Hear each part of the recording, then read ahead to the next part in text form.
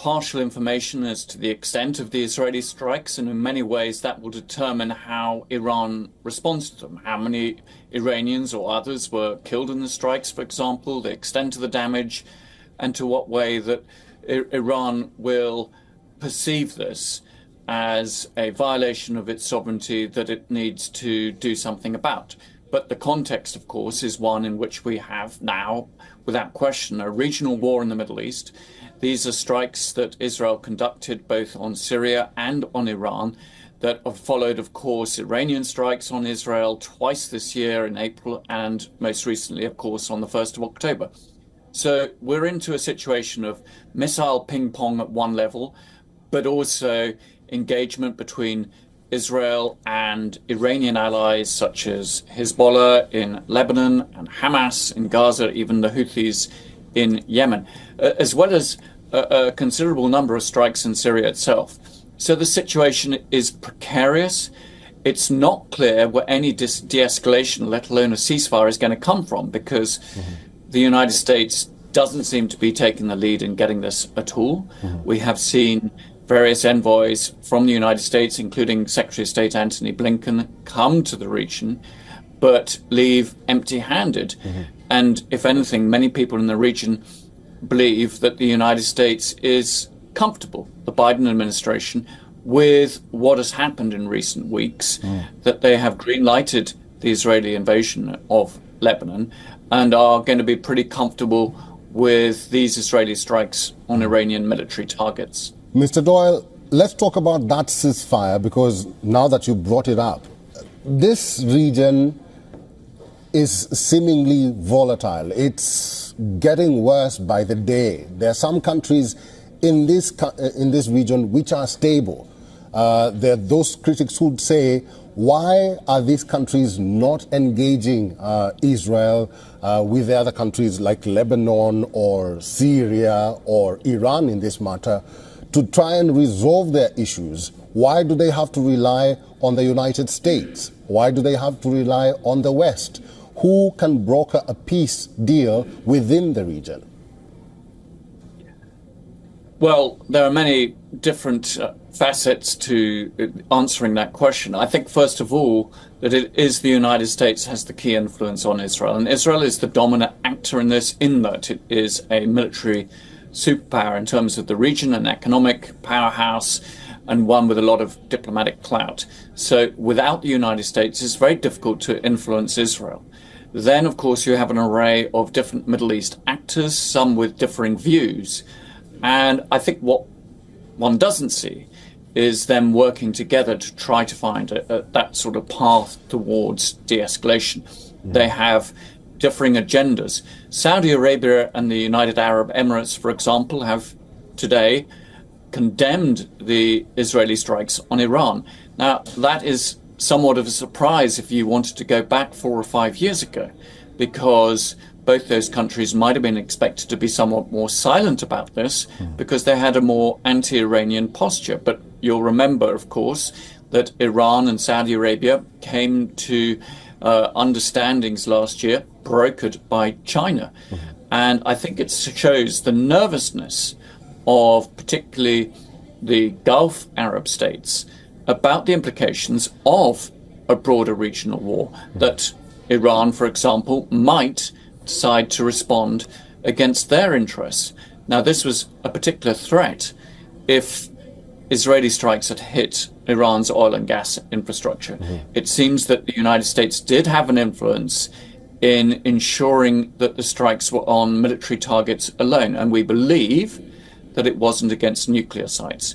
But certainly, I think there is a failure of leadership. That failure of leadership is not just amongst the actors who are engaging in this conflict, is at the international community level, the key major powers, and as you suggest in your question, amongst regional leaders. Okay, we'll have to leave it there. Thank you very much. I've been talking to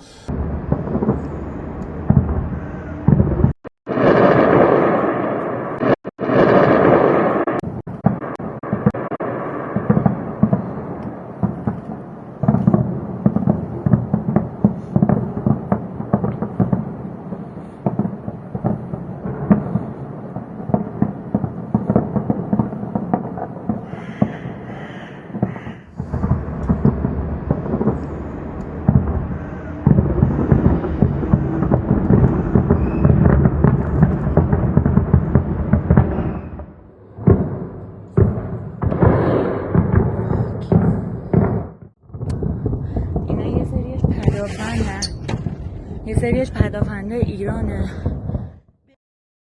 In response to against the state of Israel, right now, they is conducting precise strikes on military targets in Iran. The regime in Iran and its proxies in the region have been relentlessly attacking Israel since this discussion of what the targets are and why the U.S. is trying to limit or at least restrain relatively what Israel might target. That said, Jeff, military targets are and why the limit or at least restrain Israel might target. That, Jeff, might be removed. 35 Adir fighters covering nearly 2,000 kilometers. An operation of this scope likely began with initial waves attacking radar and air defense systems, clearing the path for subsequent strikes on military bases. Earlier, coordinated strike in Syria neutralized similar threats, preventing Iran from building situational awareness of Israel's plans. The strikes reportedly happened in several phases. In the first, at least 6 loud explosions were heard on the outskirts of the Iranian capital Tehran early in the hours of the morning. Explosions were also heard in the nearby city of Karaj. Shortly after, a second wave of airstrikes was reported. Blasts were heard in the city of Shiraz. Iran's military has confirmed that the strikes targeted military bases in Ilam, Khuzestan, and Tehran provinces and caused limited damage. Explosions were also reported in Syrian capital of Damascus. Media reports said Syrian air defenses intercepted missiles launched by Israel from the direction of the Israeli-occupied Syrian Golan Heights and the Lebanese territories. Sources in Iran say the country is prepared to give a proportional reaction to Israeli aggression. But both the US and Israel have warned that Iran should not retaliate. The Israeli military has said that the strikes have given it more freedom to operate in skies over Iran. The IDF added that it has struck Iran's missile manufacturing facilities and surface-to-air missile arrays. No fire or explosions have been reported at a main oil refinery near the capital. Israel's strikes were limited to military targets and did not include nuclear or oil facilities. Earlier, Israeli military spokesperson Daniel Hagari released a video statement confirming the strikes on Iran. He said Israel's defensive and offensive capabilities are fully mobilized. Hagari added that like every other sovereign country in the world, Israel has the right and the duty to respond. Washington also called the targeted strikes in Iran an exercise in self-defense. National Security Council spokesperson Sean Savit say that the attack was a response to Iran's ballistic missile attack against Israel on October 1st. In fact, the White House was notified in advance before Israel launched the attack. However, the US has stressed that it was not involved in the Israeli strikes.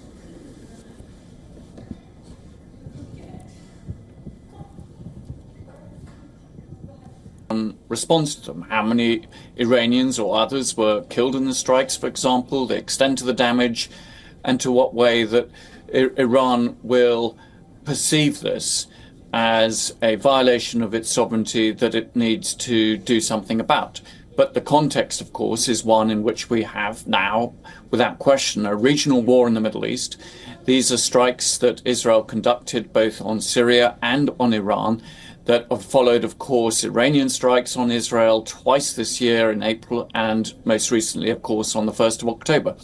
So we're into a situation of missile ping-pong at one level, but also engagement between Israel and Iranian allies such as Hezbollah in Lebanon and Hamas in Gaza, even the Houthis in Yemen, as well as a considerable number of strikes in Syria itself. So the situation is precarious. It's not clear where any de-escalation, let alone a ceasefire, is going to come from, because the United States doesn't seem to be taking the lead in getting this at all.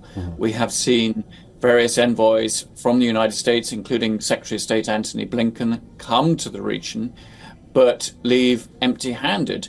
And if anything, many people in the